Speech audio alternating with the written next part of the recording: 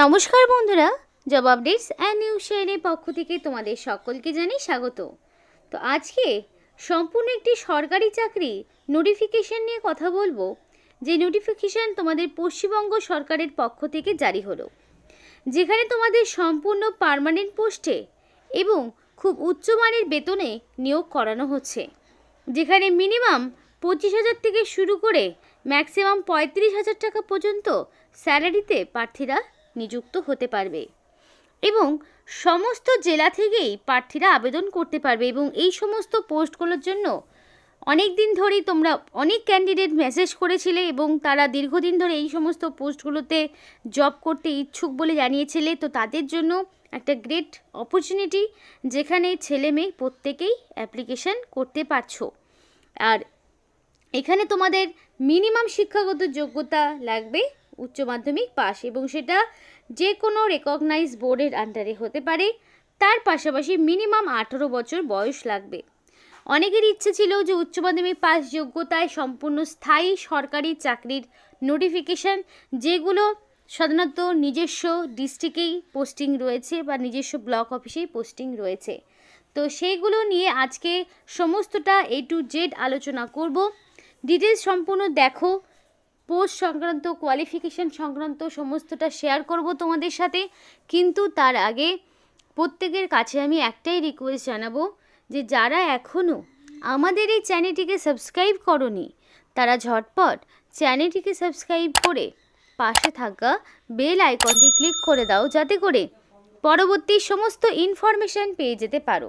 তো চলো বন্ধুরা, দেরি করব না, এবার সরাসরি অফিসিয়াল নোটিশ নিয়ে বিস্তারিত আলোচনা তোমাদের সাথে শুরু করব। তো বন্ধুরা দেখো, অ্যাপ্লিকেশান করতে হলে তোমাদেরকে অনলাইন অ্যাপ্লিকেশান করতে হবে।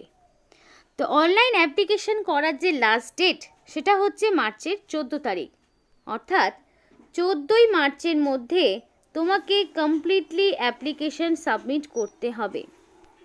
তো অ্যাপ্লিকেশান অনলাইন হলেও এখানে তোমাদের দেওয়া হবে না কোনো রকমের এডিট উইন্ডো, অর্থাৎ যদি অ্যাপ্লিকেশান করতে কোনো ভুল ত্রুটি কিছু ঘটে থাকে, তাহলে কিন্তু এডিটের কোনো স্কোপ তোমরা পাবে না।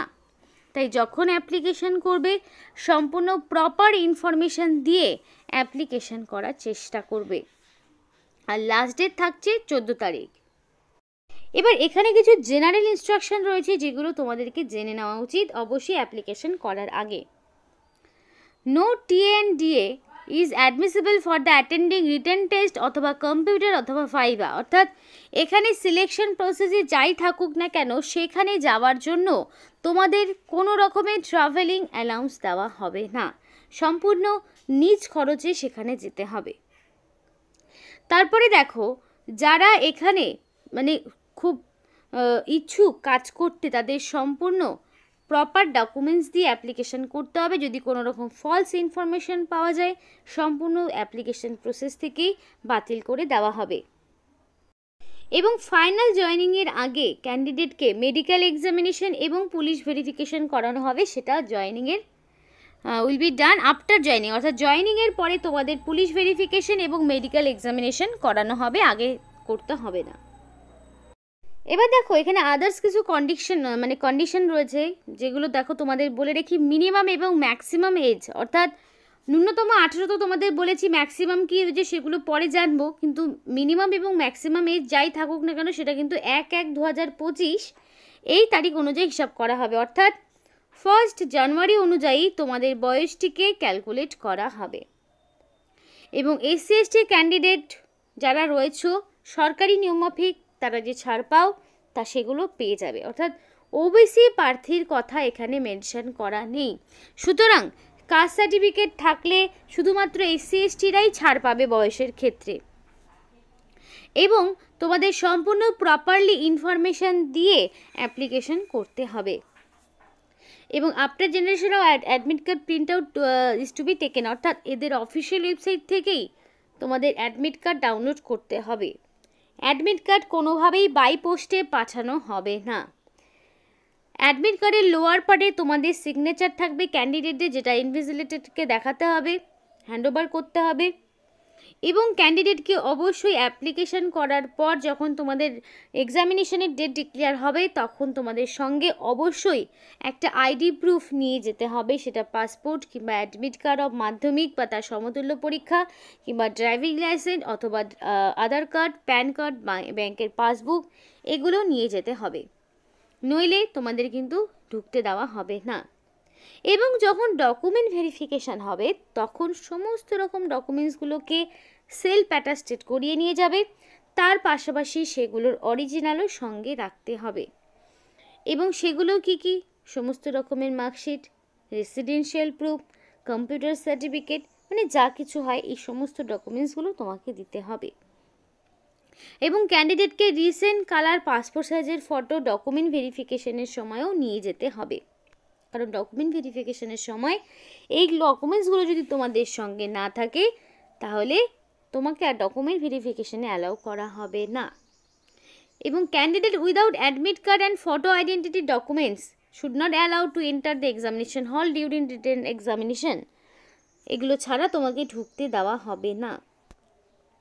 কোনো রকম মোবাইল ফোন, ক্যালকুলেটর, কোনো রকম গেজেট তুমি ইউজ করতে পারবে না রিটেন এক্সামিনেশন চলাকালীন। এবং দেখো পরিষ্কার বলা রয়েছে অনলাইন অ্যাপ্লিকেশন সাবমিট করার পরে অবশ্যই একটা প্রিন্ট আউট বের করে রাখবে, কারণ কি এই প্রিন্ট আউটটা তোমার পরবর্তীতে কাজে লাগবে ডকুমেন্ট ভেরিফিকেশনের সময়। তাই যখন এখানে রিটেন এক্সামিনেশন হয়ে গেল মানে যে তোমার সমস্ত দায় দায়িত্ব শেষ তা কিন্তু নয়, অবশ্যই সেটার প্রিন্ট আউটটা নিজেদের সুবিধার্থেই বের করে রাখবে। ইনকমপ্লিট অ্যাপ্লিকেশন সামারিলি রিজেক্ট হয়ে যাবে, তাই কোনোভাবে ইনকমপ্লিট অ্যাপ্লিকেশন করবে না, সম্পূর্ণ প্রপার ইনফরমেশন দিয়ে অ্যাপ্লিকেশন করবে। এবং অ্যাপ্লিকেশন করতে যা যা লাগবে সেগুলো তো তোমাদের বলেই দিলাম, তাও একবার বলে দিই শুনে রাখো। ফার্স্টেই রেডি রাখবে মাধ্যমিক পাশের অ্যাডমিট বা সার্টিফিকেট এজ প্রুফ হিসাবে, দেন কাস্ট সার্টিফিকেট, যদি এসসি এসটি হয়ে থাকো তবে ওবিসিদের ছাড় নেই। দেন তোমাদের সমস্ত রকম অল এডুকেশনাল কোয়ালিফিকেশনের admit plus marksheet plus certificate, তার পাশাপাশি তোমাদের রেসিডেন্সিয়াল প্রুফ হিসাবে Aadhaar card, voter ID, ration card এগুলো দিতে পারো। আইডি প্রুফ হিসাবে এগুলোই তোমার কাজে দেবে, এই সমস্ত ডকুমেন্টসগুলো তোমাকে দিতে হবে। এবার দেখো রিটেন এক্সামিনেশনে থাকছে 80 নাম্বার, তার মধ্যে কম্পিউটার টেস্টে 10 নাম্বার। এবং কম্পিউটার টেস্ট তারাই দেবে যারা রিটেন টেস্ট কোয়ালিফাই করবে। এবার কম্পিউটার টেস্টে যারা কোয়ালিফাই করবে তাদেরকে ডাকা হবে আবার 10 নম্বরের ভাইভাতে, যেখানে 1:5 রেশিওতে ডাকা হবে, অর্থাৎ একটা শূন্যপদের ভিত্তিতে 5 জন। তো সেরকম যদি তোমাদের 10টা শূন্যপদ থাকে তাহলে তোমাকে 50 জনকে ডাকা হবে, তো সেই ভিত্তিতে 1:5 রেশিওতে তোমাদের ডাকা হবে ভাইভার জন্য। অর্থাৎ 3টি স্টেজ রয়েছে, এই 3টে স্টেজের মধ্যে দিয়ে ক্যান্ডিডেটকে বাছাই করা হবে। সিলেবাস দেখো পরবর্তীতে তোমাদের এখানে অবশ্যই ডিটেলস পেয়ে যাবে, কিন্তু তাও এখানে বলা রয়েছে যে English, Bengali, mathematics, general knowledge, child protection থেকে তোমাদের এখানে সিলেবাসে থাকছে রিটেন এক্সামিনেশনে। আরও ডিটেলস জানতে হলে কমেন্ট করে জানাও, আরও বিস্তারিত টপিকগুলো তোমাদের তাহলে শেয়ার করব। এবং যদি অ্যাপ্লিকেশন প্রসেসের ভিডিও লাগে অবশ্যই জানাও, কারণ অ্যাপ্লিকেশন প্রসেস এর মাধ্যমে দেখানো সম্ভব হলো না। আরেকটি বিষয়, যারা ভিডিওটি দেখছো তারা ঝটপট নিজের জেলার নাম কমেন্ট করো, তাহলে আমাদেরও সুবিধা হবে সেই সমস্ত জেলায় এই টাইপের যেই নোটিফিকেশনগুলো রয়েছে সেইগুলো তোমাদের সামনে প্রেজেন্ট করার। এবার কী কী পোস্ট রয়েছে সেগুলো এক এক করে বলি। রয়েছে সোশ্যাল ওয়ার্কার, যেখানে ম্যাক্সিমাম বলা রয়েছে 40 বছর, 18 বছর মিনিমাম, ম্যাক্সিমাম 40, 1/1/2025 অনুযায়ী বয়স হিসাব করতে হচ্ছে। ছাড় পাচ্ছে এসসি এসটিরা। এর জন্য গ্র্যাজুয়েশন লাগবে, সেটা সোশ্যাল ওয়ার্ক বা সোশিয়োলজি বা সোশ্যাল সায়েন্স নিয়ে যে কোনো রিকগনাইজ ইউনিভার্সিটির সাথে থেকে। আর কম্পিউটার অ্যাপ্লিকেশন তোমাদের মানে কম্পিউটার জানতে হবে, কম্পিউটারে দক্ষতা লাগবে। 18,536 টাকা পার মান্থ স্যালারি রয়েছে। এরপরে রয়েছে প্রোটেকশন কাম নন ইনস্টিটিউশনাল কেয়ার বলে একটি পোস্ট, যেখানে তোমাদের ম্যাক্সিমাম 40 বছর চাওয়া হয়েছে বয়স। পোস্ট গ্র্যাজুয়েশন লাগবে, সেগুলো হতে পারে তোমার social work, sociology, child development, human rights, public administration. তো এগুলো নিয়ে তোমার ডিগ্রি লাগবে, এক্সপিরিয়েন্স থাকলে ভালো। তাহলে 27,804 টাকা পার মান্থ স্যালারি। এরপরে রয়েছে আউটরিচ ওয়ার্কার। দেখো এই পোস্টে তোমার লাগছে কি মিনিমাম উচ্চ মাধ্যমিক পাস, সেটা সায়েন্স হতে পারে, কমার্স হতে পারে, আর্টস হতে পারে, যে কোনো ব্যাকগ্রাউন্ড থেকে মিনিমাম যদি তুমি উচ্চ মাধ্যমিক পাশ করে থাকো 18 থেকে 35 যদি তোমার বয়স হয়ে থাকে তাহলে তুমি অবশ্যই আবেদন করতে পারবে এবং 1/1/2025 অনুযায়ী বয়সটিকে হিসাব করা হবে। এর জন্য তোমার গুড কমিউনিকেশন স্কিল লাগবে এবং ওয়ার্ক এক্সপিরিয়েন্স থাকলে ভালো হয়। 12,000 টাকা পার মান্থ স্যালারি দেওয়া হচ্ছে। লিগাল কাম প্রভিশন অফিসার, যেখানে তোমার 18 থেকে 45 বয়স এবং গ্র্যাজুয়েট ইন ল নিয়ে গ্র্যাজুয়েট এক্সপিরিয়েন্স থাকলে ভালো হয়।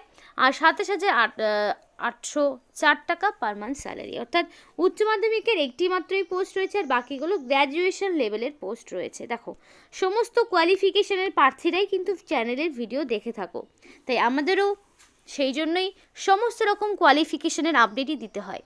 এবার এই কোয়ালিফিকেশানগুলো যার রয়েছে সে অবশ্যই এখানে অ্যাপ্লিকেশান করবে আমার মনে হয়। আর বাকি যারা থাকলো, যারা উচ্চ মাধ্যমিক পাশে রয়েছে তারা তো অ্যাপ্লিকেশান করছোই, আর বাকি যারা আরও বাকি থাকলো, যারা মাধ্যমিক কোয়ালিফিকেশানে চাইছো বা নর্মাল গ্র্যাজুয়েট চাইছো বা পোস্ট গ্র্যাজুয়েট চাইছো, তারা একটু ধৈর্য ধরো, আরও পরবর্তীতে বিভিন্ন আপডেট আসবে। আর অ্যাপ্লিকেশান করতে হলে https recruitment.dd.in এই যে অফিসিয়াল ওয়েবসাইটে দেখছো, এই অফিসিয়াল ওয়েবসাইটে গিয়ে অ্যাপ্লিকেশন করতে হবে। নিয়োগটি কোথা থেকে করা হচ্ছে বলি, নিয়োগটি তোমাদের government of West Bengal office of the district magistrate দক্ষিণ দিনাজপুর বালুরঘাট থেকে করা হচ্ছে। ডিস্ট্রিক্ট চাইল্ড প্রোটেকশন ইউনিট অর্থাৎ শিশু সুরক্ষা দপ্তরের পক্ষ থেকে নিয়োগ করা হচ্ছে, যেখানে নোটিফিকেশান বেরিয়েছে তোমাদের 20 তারিখে, অর্থাৎ ফেব্রুয়ারি 20 তারিখে নোটিফিকেশান বেরিয়েছে। একদম নতুন একটি নোটিফিকেশান, প্রত্যেকের জন্য নোটিফিকেশানের নাম্বারও রয়েছে, চাইলে নিজেরা একবার চেক আউট করে দেখে নিতে পারো। যাদের মনে হয় যে সবসময় চ্যানেলের পক্ষ থেকে তোমাদেরকে ফলস ফেক ইনফরমেশান দেওয়া হয়, তাদের জন্য বলছি নিজেরা পারলে একবার অফিসিয়াল ওয়েবসাইটে চেক করে দেখে নিতে পারো, কারণ এখানে সমস্ত রকম প্রপার আপডেটই তোমাদের সামনে তুলে ধরা হয়। আমাদের কাজে হলো ইনফরমেশান তোমাদের তুলে দেওয়া এবং সেই ইনফরমেশান যাচাই করে নিজেদের অ্যাপ্লিকেশন করার দায়িত্ব সম্পূর্ণই তোমাদের। তো এখানে আজকের মতো ভিডিওটি শেষ করছি। ভিডিওটি ভালো লাগলে অবশ্যই লাইক করো এবং চ্যানেলটিকে সাবস্ক্রাইব করে আমাদের সাপোর্ট করো, আমাদের সাথে থেকো, পাশে থেকো। ভিডিওটি সম্পূর্ণ দেখার জন্য তোমাদের সকলকে জানাই অসংখ্য ধন্যবাদ।